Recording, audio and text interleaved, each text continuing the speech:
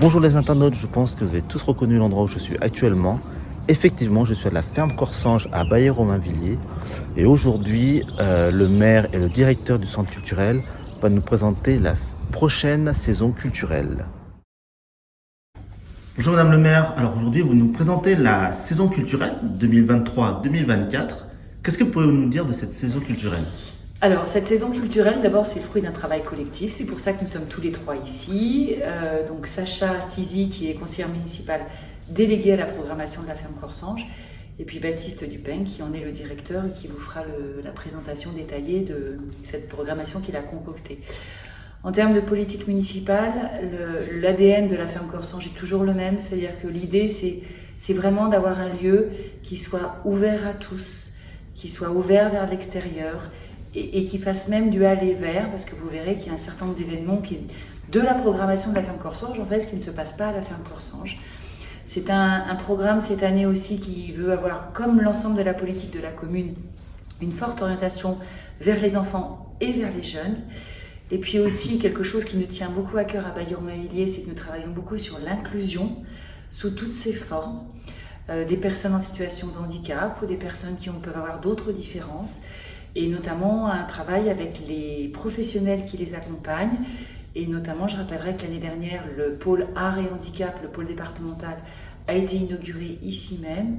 Et cette année, nous allons commencer à avoir des déclinaisons de ce pôle art et handicap qui montrent que les personnes en situation de handicap peuvent être spectateurs, mais ils peuvent aussi être acteurs. Et voilà, c'était un volet qui me tient particulièrement à cœur pour cette année. Déjà, je commence mon propos en remerciant Anne, bien sûr, pour son soutien indéfectible au niveau de la culture, et Baptiste, qui a toujours le don et le talent de nous concocter une saison culturelle impeccable et innovante. J'ajouterais juste que cette saison culturelle, on l'a principalement axée sur art et handicap, pour avoir ce souci de l'inclusion, que personne ne soit exclu de notre salle de spectacle. On ajoute plein de choses dans notre salle, dont des casques audio-description pour permettre aux personnes malentendantes, malvoyantes de pouvoir suivre ce spectacle. Et on a des artistes handicapés dont le handicap s'efface par l'art, qui viennent sur nos plateaux. On relance également le futur festival autour du jeu vidéo pour essayer d'apporter cette nouvelle génération numérique dans notre programmation. Et qui mieux de parler de la programmation que Baptiste Dupin.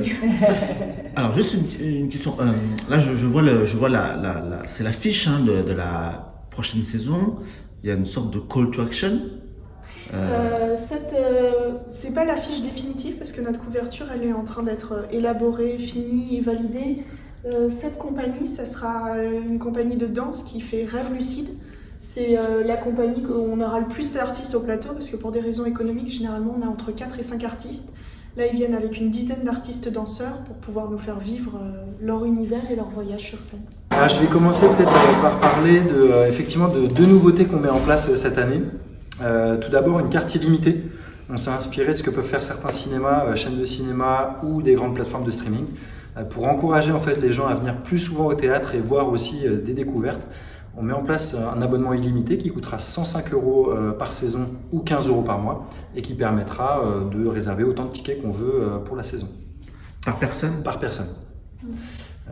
C'est bien de le préciser.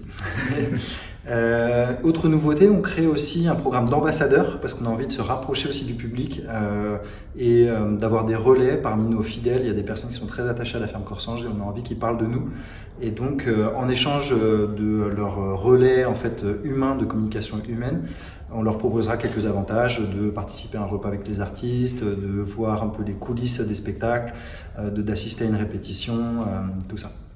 Ça, c'est les deux grandes nouveautés qu'on met en place pour les spectateurs.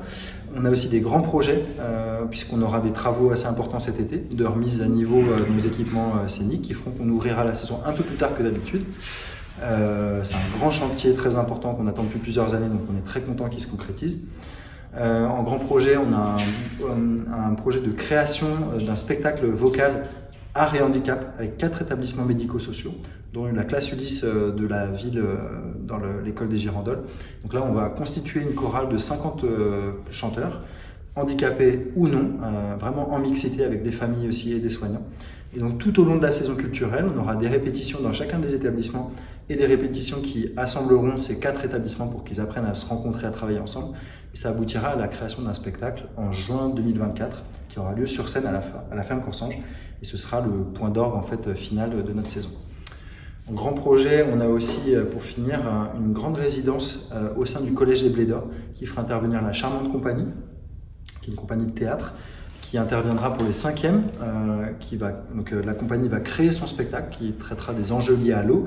Et autour de la création de ce spectacle, il y aura des ateliers, des rencontres professionnelles, des masterclass, des sorties culturelles ou en milieu naturel. Et tout ça, l'idée, c'est à la fois qu'ils appréhendent le monde du théâtre, mais aussi qu'ils creusent ces sujets liés à l'eau en SVT, en français, en histoire géo, etc.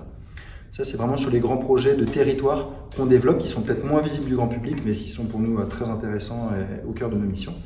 Et enfin, sur la programmation, je ne vais pas être trop long, on va avoir notamment 3 sessions thématiques. Une session qu'on a appelée Aimant, qui traitera des couples et de l'amour, avec 2 pièces de théâtre plutôt adultes et une journée dédiée aux jeunes, aux ados, qui s'appelle la Journée des cœurs brisés. Et il y aura une pièce de théâtre aussi, plein d'ateliers très fun, très sympa pour les ados. On aura une session thématique Nouveaux talents autour de l'humour, avec des jeunes talents d'humour à découvrir, et un festival autour du jeu vidéo qu'on a appelé le Futur Festival, et pour lequel il y aura beaucoup d'ateliers de pratique autour de l'électronique, de la programmation, de l'intelligence artificielle, des œuvres d'art numérique à découvrir, et puis des activités liées aux jeux vidéo. Voilà un peu pour les 3 sessions thématiques.